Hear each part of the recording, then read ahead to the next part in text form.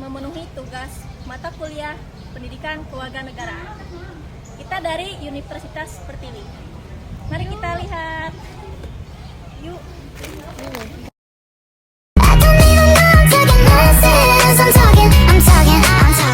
Kita masuk. Kita wajib membeli tiket dulu ya. Hold up, I ain't with that. Devil try to get his leg back. Pull up, pew, spin back. Pull up, pew, spin back. Harga tiketnya 2.500 per orang. Mari kita masuk. Hold up, I ain't with that. Devil try to get his leg back. Pull up, pew, spin back. Setelah kita memasuki halaman Monumen Rawagede, kebetulan sekali kita berjumpa dengan Bapak K. Sukarman selaku pengelola Rawagede. Beliau yang mendesain Monumen Rawagede. Kita dipandu oleh beliau dengan menceritakan apa saja yang ada di Monumen Rawagede. Menurut info dari Pak Sukarman, sebelum dibangun sebuah monumen, tempat ini hanya berupa sebuah pemakaman dari para korban yang tewas saat terjadi pembantaian tersebut. Namun, untuk meneruskan jejak kegigihan masyarakat pada masa itu dalam mempertahankan kemerdekaan, maka tepat pada bulan November 1995 mulai dibangun Monumen Rawagede dan diresmikan pada tanggal 12 Juli 1996. Ini bunga melati yang digunakan. Oh, bunga melati. Alasannya karena Maknanya bunga melati itu putih wangi, suka duka dipakai. Kenapa? Karena pernah terjadi peristiwa yang bersejarah bagi bangsa dan negara. Itulah dibuat monumen dimanapun, di Jogja dimanapun itu peristiwa yang bersejarah. Nah ini arti sejarah lain lagi. Tadi makna bentuk. Belum tanggal 17. Ini dari fiberglass patung di bawah vilanya. Ini dibangunnya 95. Ya 96 12 Juli di resmikan. Nah 98 datang tamu-tamu dari luar.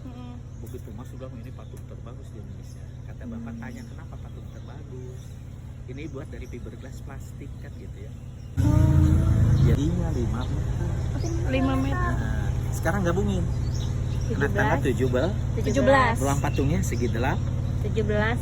Segi 8. Piramidnya 4. Tingginya 5 meter. 5 meter. Jadi 17,845. Hari Kemerdekaan. Nah itulah Monumen Rawagede. What you been up to lately? I've been dancing in my room, swaying my feet, trying to get you love and a kiss on the cheek. Cotton candy sky. Setelah kita masuk, kita ditemukan dengan batu relief. Ini ada batu relief. Batu relief ini melambangkan tentang penjajahan Belanda terhadap warga Karawang. Ini seperti melakukan kerja paksa ya, dipaksa. Lihat, memang ini seperti dicambuk. Belanda menjajah 350 tahun bangsa kita untuk bekerja paksa menanam teh cengkeh, tapi hasilnya dikeruk oleh Belanda. Tapi tanggal 9 Maret 1942 beralih dijajah Jepang. Jepang lebih kejam menjajah bangsa kita daripada Belanda. Tanam paksa Rodi Remusa, dipukul dipenggal bangsa kita, tapi yang memukul dan memenggal bangsa kita sendiri, yang dibayar oleh Jepang. Nah ini Karawang masa lalu itu yang digunakan Citarum. Dari Bandung sampai ke Pulau Jawa. Ini abad ke-4, abad ke-8 Karawang masa lalu. Yang digunakan perahu dengan kapal layar kecil, ya, kapal-kapal kecil. Teman, selain relief yang di sana, ada juga beberapa relief yang di sini. Ini juga salah satu relief yang ada di Monumen Rawagede ini. Ini juga relief Karawang tempo dulu. Di sini ada Pemda.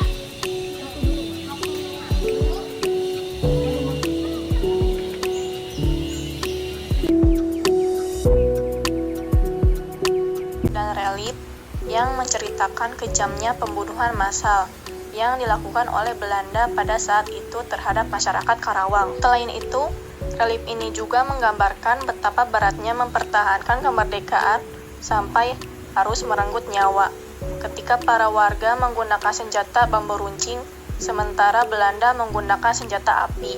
Pasca proklamasi kemerdekaan Indonesia, tentara Belanda masih terus berusaha menguasai kembali wilayah Indonesia dengan melancarkan agresi militer Belanda 1 pada tanggal 21 Juli sampai tanggal 5 Agustus 1947.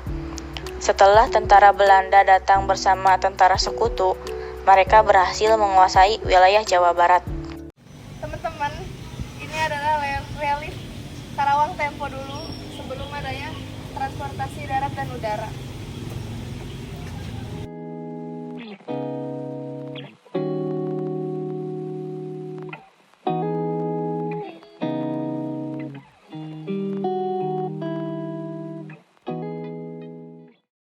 Gambaran Masjid Agung sebelum direnovasi. Relief ini menggambarkan Karawang masa lalu pada abad ke-4 dan ke-8.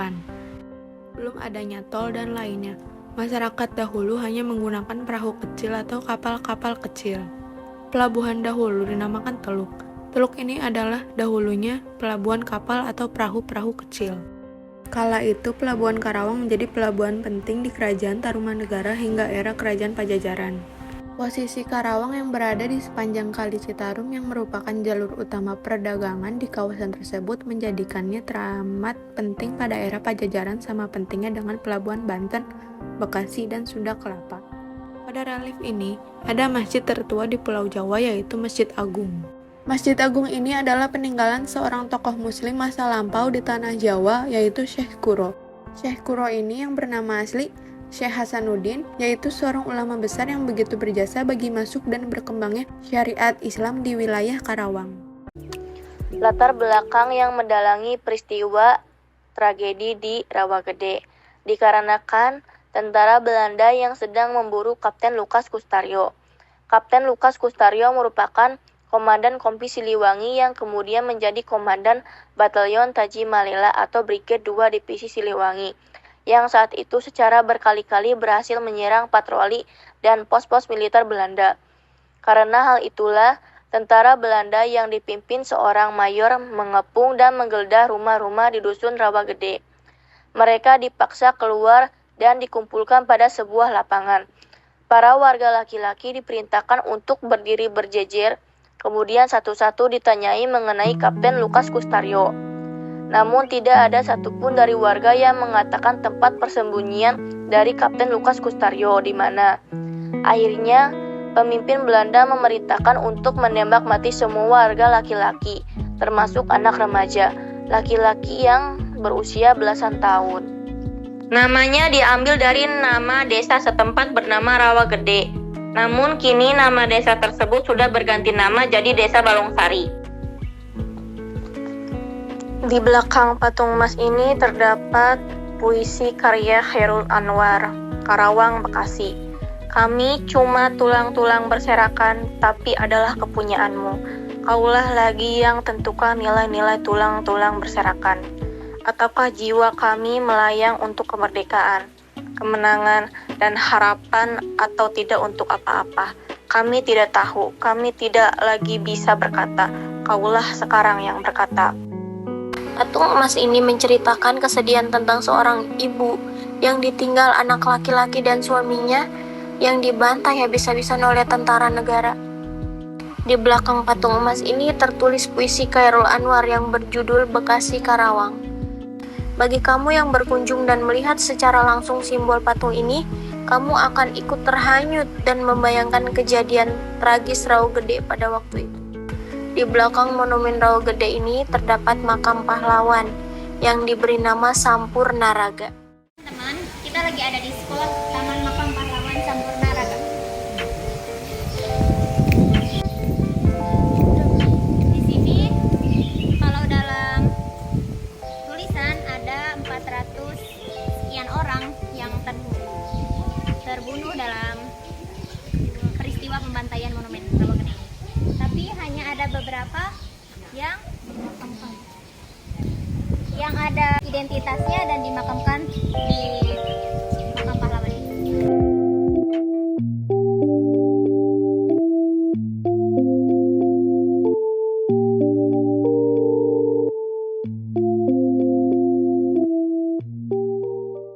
Makam pahlawan ini diberi nama Sampurnaraga, yang mempunyai arti raga sempurna. Di setiap makam terdapat nama korban yang telah gugur memperjuangkan kemerdekaan.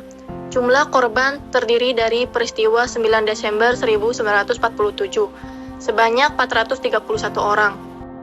Kurun waktu antara Januari sampai Oktober 1948, sebanyak 43 orang. Dan korban pada kurun waktu Juli sampai November 1950 sebanyak 17 orang. Dari sekian korban tersebut yang dimakamkan di Taman Makam Pahlawan Sampurnaraga sebanyak 181 orang. Kita akan memasuki monumennya. Mari kita ke dalam.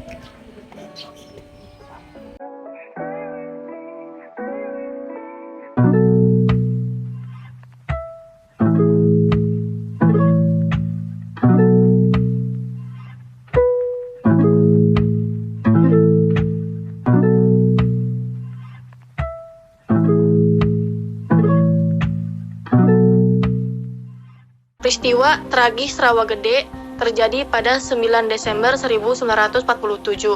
Dimulai sekitar pukul 4 subuh. Ketika itu, di saat hujan turun dengan lebatnya, militer Belanda melakukan penggeledahan ke rumah-rumah penduduk. Maksud dengan Esa hilang 2 terbilang itu, mari 1 tumbuh 1000. Ketika kita memasuki Monumen Rawagede, kita melihat relief yang menggambarkan bagaimana dulu rakyat Indonesia dijajah. Sedangkan di belakang Taman Makam Pahlawan ini, kita melihat relief yang menggambarkan bagaimana perjuangan perlawanan rakyat Indonesia melawan penjajah. Terdapat tulisan Esa hilang 2 terbilang, yang artinya terus berjuang, berusaha dengan gigih sampai tercapai tujuan atau cita-cita. Mati atau hidup dengan kemuliaan, tidak ada pilihan lain. Apabila seorang pemimpin mati, segera akan tampil beberapa orang penggantinya. Begitulah penjelasan dari Monumen Rawagede. Dengan adanya monumen ini, generasi penerus akan dapat menghayati kegigihan masyarakat pada saat itu, dalam rangka mempertahankan kemerdekaan.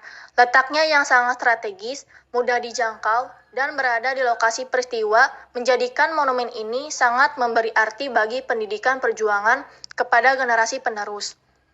Berwisata di Monumen Rawagede dapat menjadi pilihan lain ketika hendak menghabiskan waktu luang.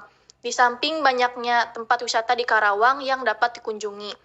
Harga masuknya juga murah, hanya Rp2.500 per orang, dan parkir Rp2.000. Itulah sekilas tentang tempat bersejarah Kami kunjungi kali ini. semoga dapat dilestarikan dan Dan menjadi kenangan yang tak terlupakan walaupun zaman semakin berkembang. Saya mewakili rekan yang bertugas, pamit undur diri, sampai jumpa.